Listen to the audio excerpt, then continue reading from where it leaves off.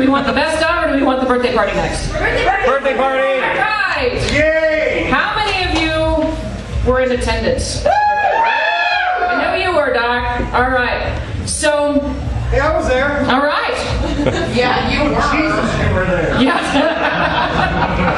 I think we should subtitle the name of that particular party, you know, Two Dead Jews.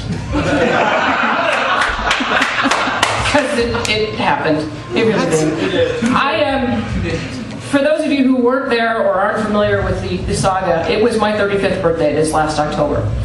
And my birthday is very close to Halloween, which gives me an awesome excuse to throw really stupid costume parties. I've had a couple years that have been pretty rocky. They've been a hell of a ride. They've been like the Timberwolf roller coaster down in Kansas City, and I fucking hate roller coasters. And that's a wooden one, and it made me scream like a girl. So, yeah, let's see, 2009. Filed for bankruptcy to prepare for divorce. 2010, filed for divorce and was tried to start dating again and was living in my house with my ex-husband and his girlfriend.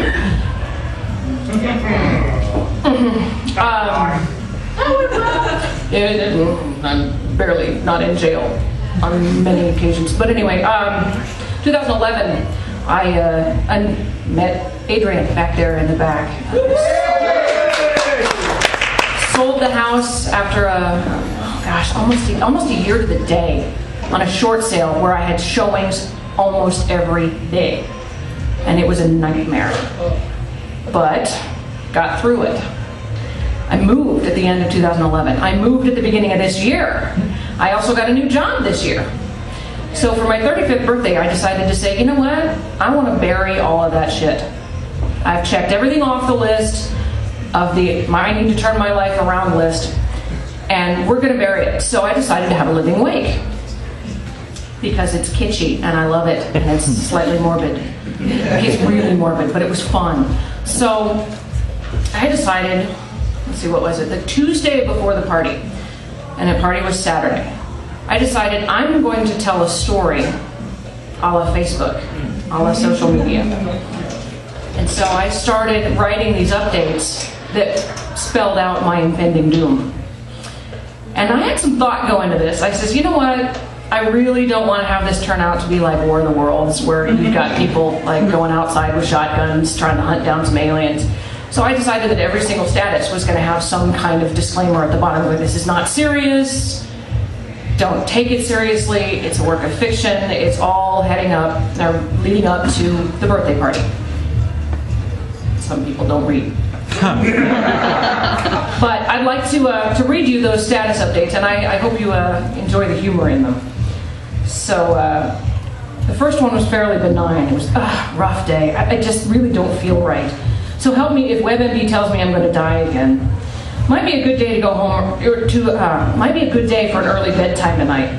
Going home from work early, gonna walk the dog and take some Advil and see if I can shake this. And the disclaimer that was on all of these was, disclaimer, this post is a part of a series. It is meant to build up to my party for my 35th birthday and is a work of fiction. This is in italics at the bottom of every one of these. So, all right. After the intro, we start with the real fun. Holy fuck nuggets! Apparently my inner monologue is celebrating the 4th of July instead of Halloween this year. I just heard an explosion that was like the last sound a suicide bomber might hear. I hit the deck like it was all-out war, and my neighbors looked at me like I sprouted a second head for doing so. They didn't hear a thing. It happened while Moxie, my dog, and I were outside, and let me tell you, she's not the only one to crap on the grass this afternoon. I gotta call a doctor. Thank goodness my primary care guy has evening hours. Man, why couldn't it be voices like a normal crazy person? Doctor's visit. 40 minutes and $150 later, and I'm still waiting in the waiting room. For this, I'm going to ask for the doctor to look at every single thing I have questions about. That's going to be everything from repeated Batman noises, bam, pow, bang in my head, to whether or not these brown patches are age spots or cancer. I'm getting my damn money's worth. The diagnosis. I've always said my head was a noisy place. I say was because it has apparently exploded. No, really, that's what the doctor said. When I first told him what was going on, he looked at me like I had two heads, and I had to insist that I only had the one, but it was awfully noisy in there, like sudden window-shaking thunder out of the clear blue sky noisy. He was dubious, but pulled out his iPad. I love that they have those at Creighton, always on the cutting edge. And after a few hmms and interestings, he excused himself for a moment. When he came back, he said he'd spoken with his colleagues, and they came up with a diagnosis. Ladies and gents, it should be fitting that I have exploding head syndrome. This is a real psychological condition. Thank you, Cracked.com, for introducing me to it. You can Google it. It is not quite as I depict it, but roll with it, artistic license. And I knew that going in.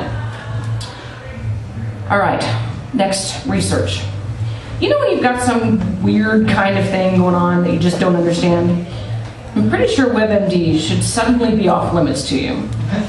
Come to find out that SSRI withdrawal, which is an antidepressant, which can cause brain zaps, can also trigger this exploding head syndrome crap. I detoxed off Effexor years ago and went through all the pains associated with it, including the sweats and the zaps.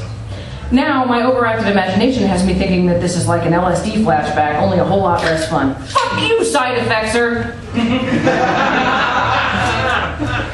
Rock me all night long.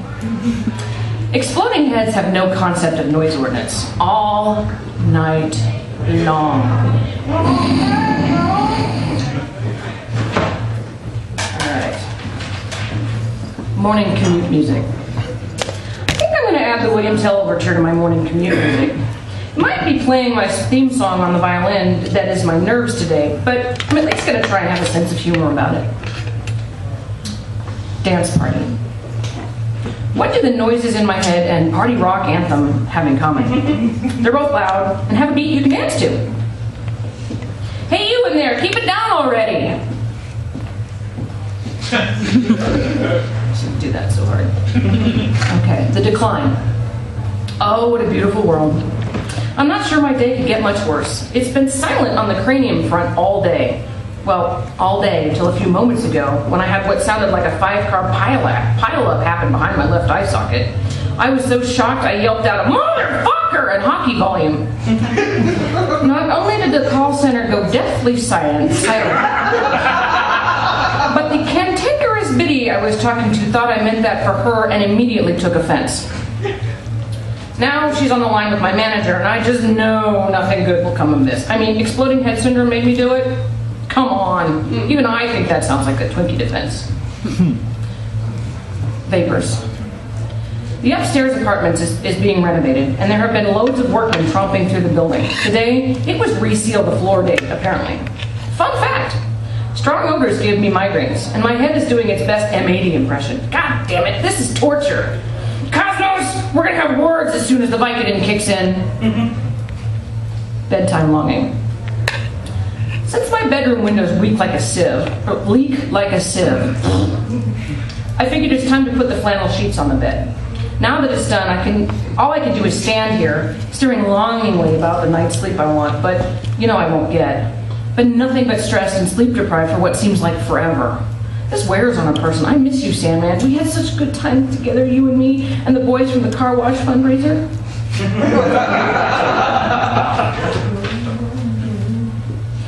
You ever tried to be polite and helpful when you're running on no sleep? I haven't got a full set of 40 winks under my belt in days. I'm so frazzled that every time I hear a new explosion, it jolts me to attention and my heart races like I got caught with the neighbor boy in the back of Dad's Chevy.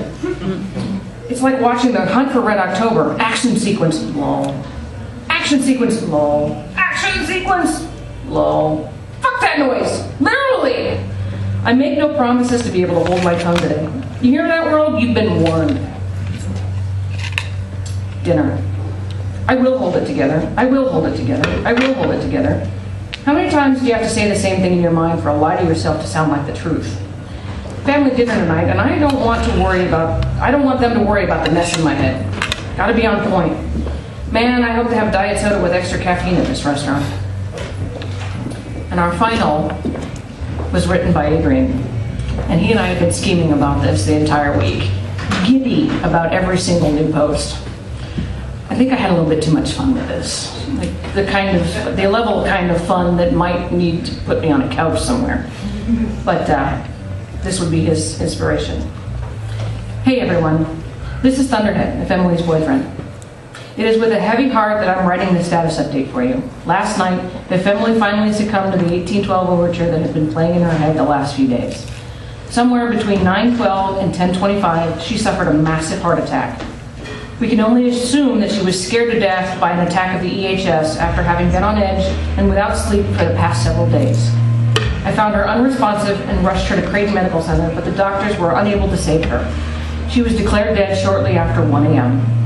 I can't express how deeply saddened I am by her passing. She will be utterly missed by myself and her friends and family. There is a little less leopard print in the world, and we are decidedly worse off for it. We will be holding a wake for her in her honor tomorrow, Saturday, October 27th, at Vivace, starting at 6:30 p.m. Please come and visit with everyone and pay your respects as we share stories of Ephemily's misadventures in life. May she find peace at last in the great sex shop in the sky, where the lube is ever flowing and the batteries never run out. Please note, this will be the final status update I'll be able to post here. Ephemily left behind explicit instructions regarding her computer hardware, ever the planner.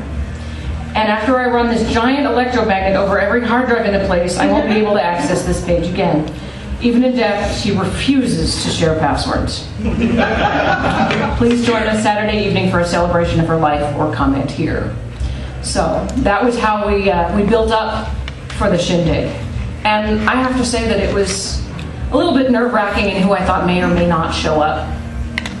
We had gotten a room at Vivace's, and they told us it would seat maybe 30 to 40 people. So we decided to have it set up for an open house that would give us more room for people to come and mingle and come and go. Because it was, the first weekend before Halloween. We didn't want to make people commit the whole night. And as I'm getting these decorations, I'm thinking, God, what happens if like 4 people show up? I'm going to be so sad. And I was floored to find that not only did we fill the room, but we actually were quite literally standing room only some out into the hall. And I was very humbled by that. And it meant an awful lot to everybody who was there. And I am so happy you guys can indulge me in my goofiness. So here's to kissing the last 4 years of life events goodbye in a really, really fun way. So thank you very much.